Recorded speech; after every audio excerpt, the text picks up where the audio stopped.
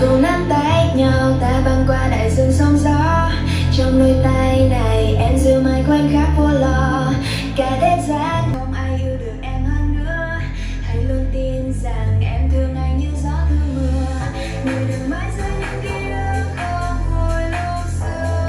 Em sẽ mãi yêu anh kể về xa cả anh không rời. Đời sẽ có lắm những lúc khiến ta quên mất nhau. Nhưng anh hãy luôn tin.